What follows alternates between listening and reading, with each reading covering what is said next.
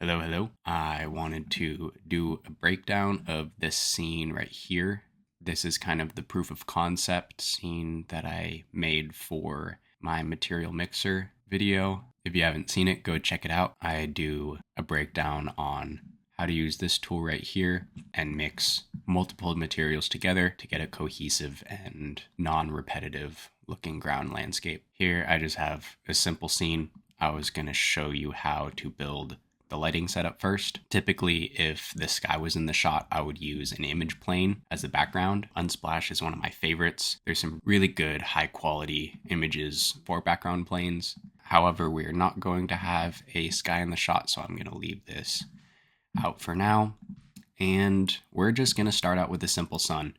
I have a few different setups that I've put together that I like. It's going to look very basic and very flat right now. Of course, these are white objects, so there's not going to be a whole lot of contrast. But this is just very basic, lightweight lighting setup. So now where the lighting gets interesting is I have cloud shadow object and I have a tree shadow object. These are going to give 2 layers of shadow. So you're not going to see them because I have them invisible to the camera. However, if we turn the overlays on, you will see this big box right here. When I turn the tree shadow on, you're going to see another smaller box right here. I just have these invisible to the camera. Even if you are looking at the sky, you're not going to see any artifacting and anything that we don't want in the final shot. But these 2 objects are relatively similar. So if I go over here, I just have principled BSDF. You know what? I'm going to go and turn this on for the camera so you can actually see what's happening. So I have it as a bounding box just so it's easier and less distracting. However, this is just a basic UV sphere that I have taken and cut in half. So it's just very simple dome. I'm going to switch back to bounding and I will leave the camera ray on just so you can see what happens when I adjust. So right now, let's start with the tree shadow. I have this turned very dark. You can play with it, see how you want.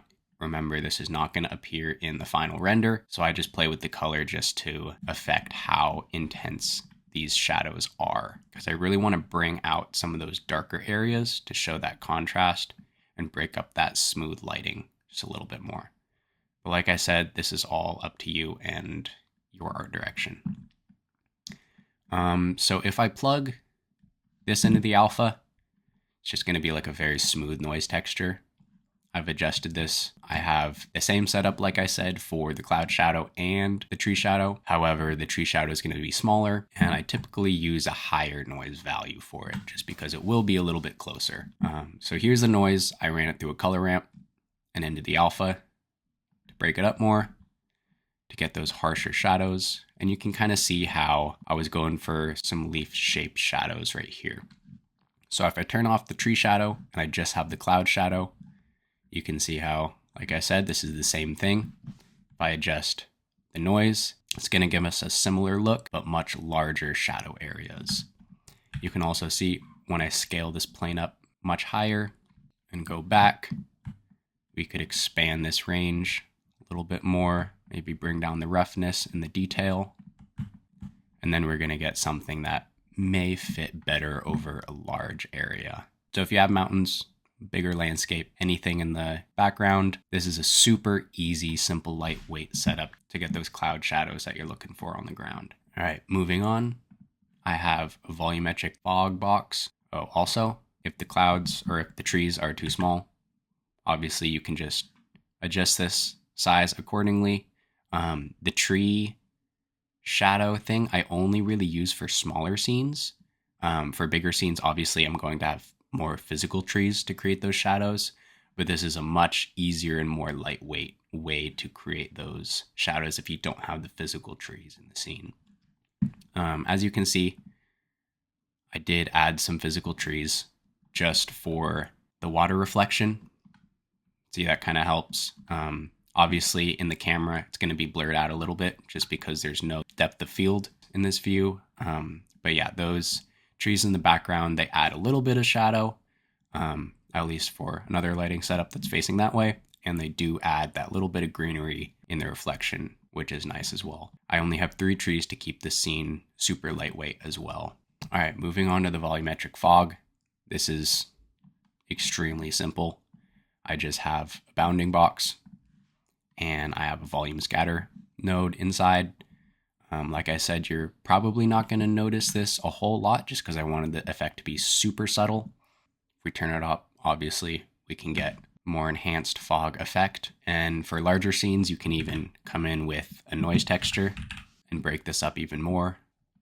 I can also add a color ramp in here, break it up. Once again, this is all going to be up to your art direction. If you have a larger scene, you can use these clouds to kind of cut through the trees a little bit. It adds a nice effect. You can see right here. But for my purposes, I'm just going to disconnect that. It's just going to be super simple, super subtle haze in the scene right there. All right, I'm going to get rid of this base plane, and bye, Suzanne. You're a good model. And back to the camera. So you can see here how we can use a couple different lighting setups to play with the exact look that we want. I think I'm going to go to the cloud shadow, compress this a little bit more, and then maybe add a little bit more variation into this. And for this, I kind of treat all the values as a seed, sort of. So I'll adjust them, but for a scale like this, for a shot like this, it's going to be very much up to what look you like. So after we have that, we're going to find the camera setup that we like. This is just a very simple camera setup, keeping everything lightweight. I have depth of field on. I just have that set manually, and then f-stop around 4.0, and then now to geoscatter. So honestly, this is one of my favorite tools in Blender. I will show you, here's all the objects I've collected: rocks, leaves, weeds, grass, seedlings, and I took all of those and combined them into their respective folders and then muted them all, so we're not seeing those in the final render. So if we go to geoscatter, let's just go to the rocks first off. And now you can see the first layer of scatter. I tend to use clump distribution for stuff like this if I'm not using a splat map for scattering. You can adjust this for how much or how little scattering you want. This is just going to add a little bit of extra detail to our displaced ground texture. You can see here that my goal is to get it all to blend in. So you can still see it, but it's not super obvious. All right, next, we're turning on the grass, and I disconnected this displacement right here just because for the scattering, we're not really going to need it. We're mostly just finding the density that we want. All right, so after these rocks and this grass, we're basically doing the same thing for the other scatter systems. Like I said, I like to use clump. You can obviously use random if you want. I just find that clump gives a more natural feel and has really good fall off, especially with these grassy bits right here. If we go down the line, did the same for branches, these little weeds, and then seedlings and leaves. So you're going to see that all come together. I tried to clump these realistically. It's really a lot just playing with the distribution. I used this water object right here. I put it in a collection so I can just select this whole collection as the water, and that'll prevent any grass or any other living objects that I don't want to appear under the water surface. It'll limit those to the water surface, and then other things like rocks or leaves that can fall under the water, I will leave this upward obstruction off for those. So here you can see everything coming together. Let's switch back to the camera view. If we want to play with different sky textures, we can absolutely do that. It honestly does look good in all shade, but I do like that light coming in and highlighting that variation in the grass and the rocks and all that. So that looks good for me right now. Let's turn all these scatter systems off again, because before I end this video, I do want to show you how I did this water. So let's turn the ground plane off as well. Let's select this water, and this is also another simple setup for scenes like these with a lot of scattering, a lot of displacement. Any corners that I can cut, I'm going to, just for performance sake. Let's turn off cloud shadow and the tree shadow. Let's put a random placeholder object in here so you can see this effect. So right here, I'm looking at Suzanne through the reflection. This setup is super simple. Right now, I want it very, very subtle, especially because the water is so flat and so shallow. I just had a wave texture plugged into a bump, and then I'm adjusting the bump plugged into the normal to get these little ripples right here. It is a super simple, easy way to get some variation in the water without having to add an ocean object or surface displacement or any extra geometry. And then also right here, I have the roughness. So if we want to clamp this down a little bit more, we can get some rough patches in the water.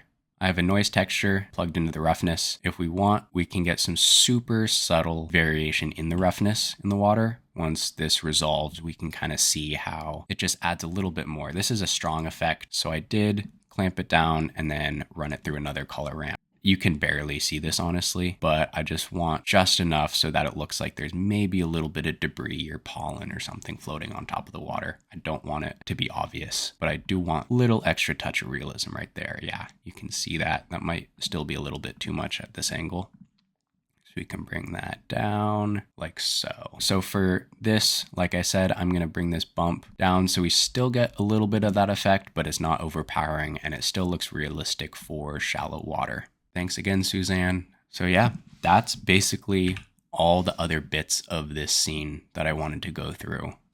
We have these extra trees. Let's turn the cloud and tree shadow back on. And then once we have our final scene put together, all I really did was go into the compositor and add a glare node. We can switch this to show the compositing in the viewport. And just like that, you're gonna see a little bit of glare come through. We can turn this up if you want, but I'm just gonna keep this super subtle. I don't want you to notice it. I just wanted to add to the realism of the scene. I think that's very important.